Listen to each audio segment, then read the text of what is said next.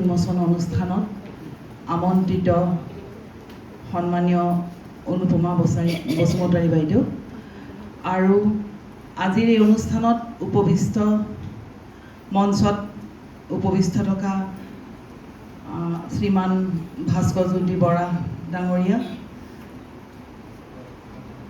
দুধনৈ কবি সমাজৰ সভাপতি সন্মানীয় গুণধৰ ৰাভাদেৱ আৰু আজিৰ এই অনুষ্ঠানত উপবিষ্ট সমূহ কবিতা প্ৰেমী ৰাইজ।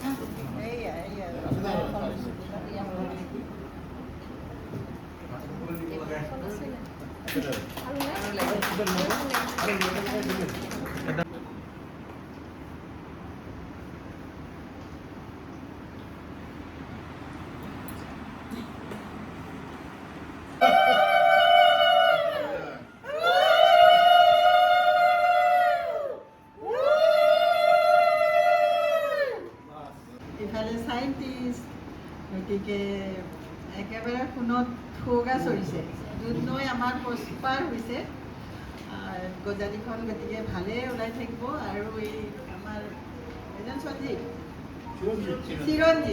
চিৰঞ্জীৱক দেখিছোঁ। মই চিৰঞ্জীৱৰ লগত ইমান ক্ল'জলি কথা পতা নাছিলোঁ আগতে। এই মুকলি বিহু পাতিলেই নহয় অলপতে আমাৰ ইয়াত। নহয়, বাইকৰ আগতে প্ৰথমে বিহুলৈ মাতিবলৈ গ'ল, তাৰপিছত একেটা দলে আকৌ বাইকৰ নিমন্ত্ৰণ কৰিব গ'লো। মই বোলো মঞ্চটোত একেখিনিয়ে ঘূৰি থাকা নেকি। এতিয়া এইখন গজালি অনুষ্ঠান কৰিবলৈ এনেই যোগাযোগ হৈ আছিলে, কালি গৈছে গোটেই ডেকা ল'ৰাজাক। তাৰপিছত মোৰ ইয়াৰ আগতে তেওঁলোকে পলাশৰ পুলি এজোপা দিছিলে বেঞ্জামিনে, ৰুইছোঁ মানে চাইছেগৈ। মই ওলাই অহাৰ আগতে এইবোৰ চাই চিতি আজৰি। তাৰপিছত দেখিছোঁ একেখিনিয়ে কালি। মই বোলো বিহু বাইক এতিয়া গজালি উন্মোচন কবি সমাজ গোটেইখন দপদপাই আছে নিৰ্মাণকে। মই বোলো ভাল কথা, এনেকুৱা কেইজনমান থাকিব লাগে, হয় নহয়? যিকোনো অনুষ্ঠানৰ আঁৰত কেইজনমানেই মানুহ থাকে। ঘৰত বিয়া এখন পাতিলে এই কেইজনমানেই লাগি থাকে, বাকীবোৰতো পাতৰ কাপোৰ মিলাই থাকোঁতেই যায়, হয়নে নহয়? তাৰপিছত আৰু গতিকে অলপ আছে। আশা কৰোঁ দুধনৈখনত সকলো ধৰণে প্ৰস্পাৰ হ'ব। এই বৌদ্ধিক দিশতো মানে আমাৰ প্ৰস্পাৰিটি হ'ব। গতিকে নকওঁ, উন্মোচনী গজালিখন মই যোৱাবাৰখন চাইছোঁ, ভালেই পাইছোঁ। এইখনো ভালেই হ'ব। এতিয়া যিকোনো কাম এটা আৰম্ভ কৰাটো সহজ, তাক কণ্টিনিউকৈ চলাই থকাটোহে কঠিন।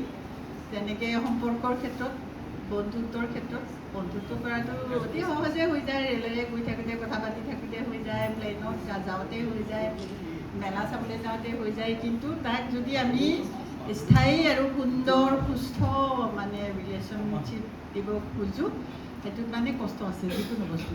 তাক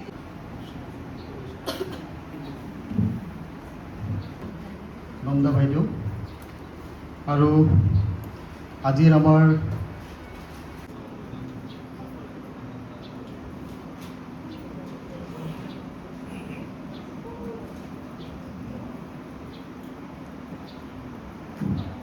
কবি সমাজৰ উপদেষ্টা মণ্ডল আৰু কবি সমাজৰ আমি আগবঢ়াই এতিয়া আমি দুজন আমি আমন্ত্ৰণ আছোঁ ভাস্কৰজ্যোতি বৰাক, তেখেতক আমি উদ্বোধন কাৰণে অনুৰোধ কৰোঁ। বেঞ্জামিন কামাল, তেখেতক আচলতে তেখেতবোৰ প্ৰতিনিধি, আমি একেলগে থাকোঁ। একেটা মধ্যে আমাৰ চিৰঞ্জীৱ চক্ৰৱৰ্তী দেৱ আছে, তেখেতৰ তাৰণা আৰু চিত্ৰপ্ৰজ দেৱ বৰজনক নকলে সেই কথা এয়া জানো সঠিক আছিল। আজি আমি দুধনৈ কবি সমাজে আমাৰ কাব্য আলোচনী, আমি প্ৰত্যেকবাৰে বহাগৰ সময়ত আমাৰ কাব্য আলোচনী গজালি উলিয়াই আহিছোঁ আৰু এটা সময়ত আমি উন্মোচন কৰাওঁ। লগতে আমি নপুৰণি কবিসকলক লৈ কবিতা পাঠ অনুষ্ঠান আয়োজন কৰি আহিছোঁ।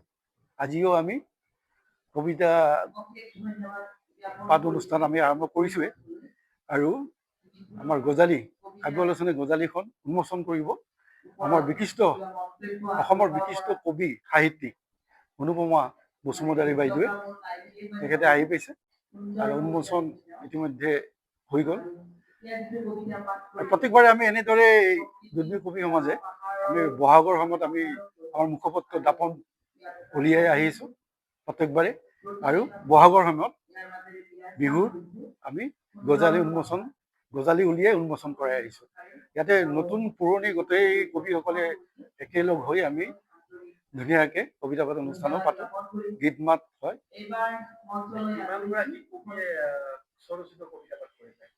এতিয়ালৈকে আমাৰ ইয়াতে প্ৰায় ৪৫ জনে কৰিলে। অনাগত দিনত আৰু পাম বুলি আশা কৰিছোঁ আমি নতুন কবি। স্বৰচিত কবিতা পাঠ কৰিছে। আজি প্ৰথম অনুষ্ঠান হিচাপত আমি কবিতা পাঠৰ লগতে বৃক্ষৰোপণো কৰিলোঁ। বিশেষকৈ যিহেতু কলেজ চৌহদ, গতিকে আমি ফল মূল যিবিলাক খাব পাৰি তেনেকুৱা ধৰণৰ কলা জামু আৰু আমলখি আমি ৰোপণ কৰিলোঁ। তাৰ আগতে পলাশ পুলিও আমি ৰোপণ কৰিলোঁ। যিহেতু আজিকালি পলাশ পাবলৈ খুবেই কঠিন, গতিকে পলাশৰ পুলি এটাও আজি ইয়াত ৰোপণ কৰিছোঁ।